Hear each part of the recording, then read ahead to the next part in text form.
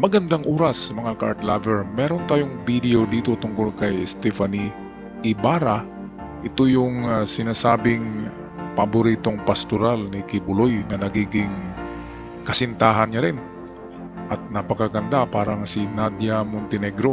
Mukhang artistahin ang isang ito at meron siyang revelasyon ngayon na viral ito sa social media, lalo na sa Facebook.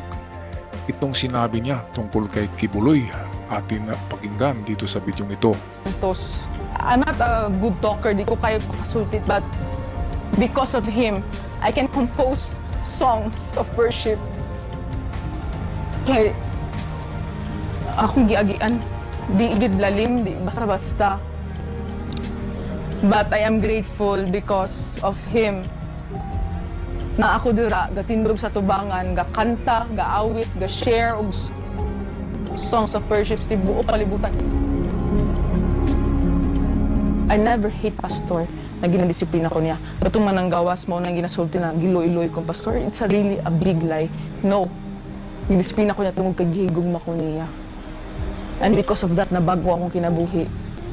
Ug nailhan ko sa amahan. And I have a salvation. Sa tinuod ng pastor, it's so painful. Ako na makita na ako ka. Naginaing ana. Sa mga wala na kaila sa imo ha. Because they just believe sa ilang mga nadunggan na mga bakak. Sakit sa kuha na. Because I know who you are. Because I've been with you since 2 years old. Ikuha nila amahan ako. Ikuha nila akong inahan. You are all I have. Magikuha pa nila sa ako Ingani ka dautan ang kalibutan. It's too painful. But I have to follow what you said. Paligon lang mo. Kung wala lang ka pastor ng tudlo sa mugugma, kaning mga tao naging anis sa imo ha. We don't know what we will do as pastor because we can die for you. Tungod kay nga anak ka, kaya nimong ihala ng imong kinabuhi para sa kaluwasan sa isa. Grabe talaga ang pagka-brainwash dito kay kay Stephanie Ibarra ni Kibuloy. Kasi na talaga ang yung pag-iisip niya, sarado na, Kibuloy na Kibuloy pa rin hanggang sa katapusan. Sabi niya kanina, kinuha daw yung ama niya, which is si Kibuloy, kinuha daw rin ang kanyang ina Ang ina niya ay katabi pa nga niya dito medyo nagkamali siya sa script. At sabi ni Arlene Stone, ang grado lang nitong si Stephanie, kaya hindi ito ganyan katalas mag-isip. Ay grade 3 lang ito. Kasi pinatigil ni Kibuloy sa pag-aaral ito dahil mayroong mga nanliligaw at nagsisilo si Kibuloy. Kaya laging nasa lang yan, sa kanilang compound. Hindi yan exposed sa labas. Kaya inosente talaga siya. Inosente siya pero of course dahil pagmulat ng kanyang mata, 2 years old pa siya, kinuha na, sanggol pa lang. Inadapt na ni Kibuloy kasama yung kanyang sister. Meron siyang sister, makikita nyo dito sa video, ay maganda rin, mistisahin. Siguro ang parents nito ay Amerikano at makita natin mamaya ang ina hindi naman ganyan kaganda. Kaya ito talaga ang sabi ng iba ay number 1 menu kung pagkain pa, number 1 menu ni Kibuloy, Stephanie Ibarra. Okay, patuloy tayo sa video. Anak ka kamaayo. And now these people, ana ilang paghugaw sa imong pangalan. They accuse you many things na sila man mismo nagabuhat ana. Ang ako lagi na hunami mo spiritual. And this is all kanitanan mahuman rapod ni. And one day mag-uban-uban ta. Mauna ako gituuhan. Kabalo ko na dili pasagdan sa amahan ang gingharian. Dili pasagdan ang anak. Grabe no? Mag-uban pa daw sila, magsama pa daw, hindi na. Kasi dadalhin na yan sa Amerika. Hindi na yan makakauwi pa. Sarado talaga ang utak ni Stephanie Ibarra. Akala niya ay walang kasalanan si Kibuloy. Talagang na siya. Hindi kasi sila nakikinig sa mga issue sa labas. Kinukondisyon yung isip nila, pati yung ang kanilang pinapanood na TV show ay lahat is Seminay. Kaya ayan, kanilang isip ay hindi open, na-close ito, sarado. At na lock kay Kibuloy. Kaya akala nila ay babalik kasi Diyos eh. Hindi na yan babalik. Napansin ko lang dito, tingnan nyo to. Ito. Anong napansin nyo sa background? Ang gandang bahay, di ba? Mansion yan eh. Kanino yan? Di ba sabi ng yung taga-Rappler na itong si Kibuloy sa bawat birthday niya taon-taon ay humihingi yan ng regalo na house and lot at saka sasakyan. Kaya sigurado itong bahay na ito, mansion, na nandyan si Stephanie, sa kanya ito kasi number 1 siya na na pastoral na babae ni Kibuloy. Kaya mayaman na ito ngayon sigurado, itong si Stephanie. At sa mga taga QJC, tingnan nyo kung binigyan din kayo ng bahay ni Kibuloy. Ang mga pera nyo ay binigay ni Kibuloy sa kanyang mga paboritong pastoral or sa salitang kalye, chika babes. Mga chika babes yan.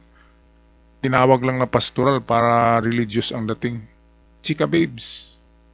Syuta, girlfriend, ganyan yan. At number 1 syuta ni Kibuloy, Stephanie Ibarra, dahil talagang napakaganda. Okay, meron pang dito, kakadiri ito na na revelasyon niya tungkol kay Kibuloy. Siya hindi pa nakapakinig nito, pakinggan nyo at talagang mandidiri kayo. Pastor, I'm committing my heart, soul, and spirit, even my whole body, as a living sacrifice, and my whole life to the Almighty Father through you, Pastor. And if I have another life, I will still offer it to the one that has given me this blessed life with you, Pastor, here in the kingdom. I give back all the glory, honor, and praise to the Almighty Father through His anointed and appointed Son and King, the owner of my soul. Grabe. Amen. Hallelujah! Grabe, appointed at anointed daw. Son of the God the Father, the King, Kibuloy. Grabe kompleto, no? The anointed, the appointed, the King, Kibuloy. Grabe na revelasyon ni Maraming ang nagsasabing kadiri naman yan. Pati kaluluwa niya, ibigay niya Kasi anak ng Diyos Akala nila kapag magipagsiping kay Kibuloy ay pag-alay na yun sa Diyos Ama. Kaya palaging dinadala ni Kibuloy ang pangalan na Diyos Ama. Meron pa nga sinabi si Kibuloy na yung Diyos Ama daw ay kinuha ang kanyang pangalan. In return, kinuha din ni Kibuloy ang pangalan ng Diyos Ama. Sabihin natin si Yahweh, ang Diyos Ama, ay siya na si Yahweh. Grabe naman na yan, blasphemy, panluluko. Kaya wala tayong magawa dyan. Patuloy na lang tayo sa video, sa panonood. Ang kasunod nito ay pagpaliwanag ni Arlene. At saka mga sinabi ng kapamilya nitong si Stephanie, yung kapatid niya at kanyang mama. Kung ayaw naman niya, he's free to go. Ito yung mama Tingnan nga natin uli. Ito yung mama ni Stephanie. Tingnan nyo. Wala, di ba? Walang kahit 10% na kamukha siya ni Stephanie. Ayan, kaya tingnan nyo ang background. Ang gandang bahay at ang laki, di ba? Mansion yan. Bigay yan ni Kibuloy. Sabi nga ni Arlene, nagtatrabaho lang sa gabi itong mama niya. Kaya kung trabaho sa gabi, alam niya na kung ano yan. At ngayon, nasa magandang pamumuhay na sila, Grabe. Isipin mo naman. Number 1 na chika babe ni Pastor, siyempre gagastuhan yan. Gagastuhan yan ni Pastor. Kasi yan ang pinakapaborito niyang menu, sabi ng ibang vlogger. Okay, panoorin din natin ang kanyang kapatid. Narito. Kung ayaw naman niya, he's is free to go. I've done so many. Ito yung kapatid niya, si Roth Ibarra. 3 years old yata o 4 years old. Sabay ito na kinuha ni Pastor Kibuloy sa kanyang ina. Inadapt doon. At nagiging pastoral at chika babe ni Kibuloy. Tingnan nyo naman, no? Dalawa, di ba, magkapatid. Lahat yan ay nako, huwag na lang natin sabihin. Galing talaga ng Kibuloy na yan. Kung sinong chickboy na pastor, yan ang pinaka-chickboy. Ayan, no? Pero mas maganda diyan si Stephanie. Mas maganda sa kanya. Pero maganda rin ito nung kabataan. Ayan, no? Ruth Ibarra. Pakinggan din natin to. Things that I cannot be proud of here in the kingdom. I myself, kinausap talaga ako na kung if I cannot live up to the standard, no, the spiritual life here in the kingdom, then I might as well try to live my life outside of the kingdom. Ganun. Kasi hindi talaga pwede dito yan. Hindi pwede yung mga gawain ng mga kalaswaan sa kingdom nation. Kalaswaan daw. Yung kalaswaan ay nandyan sa kanilang circle eh. Parang big orgy, di ba? Ay nako, talagang blind na sila. At siyempre ayaw nilang nababagsak yung kaharian na yan. Yung grupo na yan, ayaw nilang babagsak kasi buwan-buwan na darating ang pera diyan sa kanilang bulsa, araw-araw. At siyempre dahil innermost circle itong magkapatid, ay malalaki ang sweldo niyan. Kaya nga merong mga artista na sumali diyan eh.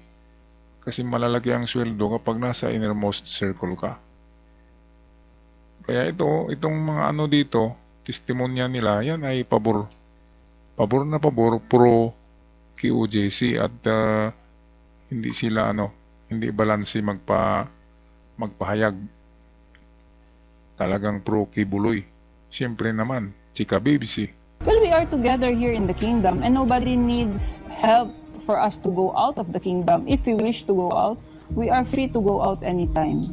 Ang lalaki kaya ng gate namin dito. At saka may HRD dito, katulad ng nasabi ko earlier, we have our freedom of choice here. We are free. Anybody from the outside is free to fill up a form and become a full-time miracle worker. Paanong gusto nyong manatili dyan? Paanong hindi kayo lalabas dyan? Ang lalaki ng sweldo nyo. Kasi special girls kayo ni Kibuloy. Pero yung nagtatrabaho para sa inyo, kawawa. Yung mga miracle workers, nasa abroad na mamalimos. Yung mga bata nasa lansangan na mamalimos. Para ibigay sa inyo. Saan ba napunta yung mga limos na yan? Sa QJC. Kay Kibuloy, and then sweldo ni Kibuloy. Pinakamalaking sweldo dyan ay ang innermost circle and then ang inner circle. At saka pa yung ibang mga empleyado dyan. Kaya itong mga membro ng innermost circle, ayon sa mga source natin, ay ayaw na niyang lumabas ng mga yan kasi malalaki ang sweldo. Yung iba ay tumiwalag na dahil nagka-boyfriend, umibig ng iba at namulat ang mga mata. Pero itong talagang namamahay lang dyan, katulad nito, kasi binibigyan ng mga mansion to eh. Kasi mga maganda eh, chika babe. Kaya hindi sila lumalabas dyan. Gustong gusto nila. Pinangalan na sa kanila eh. Sabi ni Arlene Stone, pinangalan na yung ibang mga properties ni Kibuloy sa mga paborito niyang menu. Paborito niyang pastorals. AKA paborito niyang chika babes. Ayan, so patuloy tayo. Nandito kami, hindi dahil gusto ni Pastor, hindi dahil gusto ng mama namin, hindi dahil gusto ng kahit sino mang tao. Nandito kami kasi gusto namin na nandito kami. For 30 years in the ministry, I have seen how they've been groomed. I am very, very thankful na ang anak ko nilagay doon sa pastoral. Ano mga tinuturo doon? Una, best, ang maging maayos ang kaisipan na walang malis. Bigyan ng integrity at dignidad ang buhay nila bilang babae. Walang malis ha. At number 1, bawal ang flirt. Okay? Bawal ang flirt, diretsahan na. So I don't believe on such allegation na gagamitin si Pastor dahil si Pastor mismo ang ayaw at hindi umaayon sa lustful gesture. And it so happened na na-assign kami sa pastoral department, parang scholars. We learn from the teachings of pastor, we learn from the fellowships of our administrators, we learn the ways of Ayan yung mga bugaw. Isa diyan. Ang isa diyan, Jacqueline Royan. Yan yung pinaka-bugaw diyan. kingdom leadership. Iba kasi yung leadership sa labas at saka yung pagiging isang spiritual leaders. So yun yung tinuturo sa amin sa pastoral department. Grabe. Si Stephanie ay isa sa mga paboritong pastoral ni Kibuloy. Ito na si Arlene Stone ito. Ito yung kanyang kwento nung medyo bata-bata pa si medyo teenager pa si Stephanie Ibarra. Kasi ngayon si Stephanie nasa mga 35 years old na yata. At ang video na ito ay ginawa ni Arlene 2 years ago. Dito sinabi ni Arlene ang nalalaman niya kay Stephanie ating pakinggan. Ay isa sa mga paboritong pastoral ni Kibuloy. Ngayon si Stephanie ay siguro mga na si Stephanie ngayon 30 something years old, 32 or 33. Pero hanggang 3rd grade lang po ang natapos ni Stephanie. Kasi yan si Kibuloy, ayaw niya na paaralin itong mga ito. Lalo na to si Stephanie kasi maganda nga. No? Nung kasi nung bata to, natural naman na may crush sa school, di ba? Nagagalit yan si Kibuloy. Kaya pinahinto. Hanggang grade 3 ang bata. Ngayon, titingnan mo parang ang galing magsalita pero lahat yun may binabasa. Tama. No? Kaya kawawa. Ilang beses na din to si Stephanie na lumayas sa compound pero laging nahuhuli kasi walang hindi marunong dumiskarte, hindi marunong mag-analyze kung ano yung dapat gawin. Meron bang lalayas na yung dala mo yung mga ilang suitcases na ang lalaki, lalayas ka tapos mag-tricycle, mahuhuli ka talaga. So ganun ang sitwasyon, hindi siya advanced na mag-isip pa compared sa ibang mga pastoral na may mga utak. Yung mga may utak talaga na pastoral, wala na. Alright. Matagal nang lumayas. Okay, so hanggang dito na lang muna tayo mga ka-art lover. Ako'y magpaalam na at huwag kalimutan mag-subscribe sa ating channel para kayo ay palaging updated. Hanggang sa muli, God bless us all at ingat kayong lahat.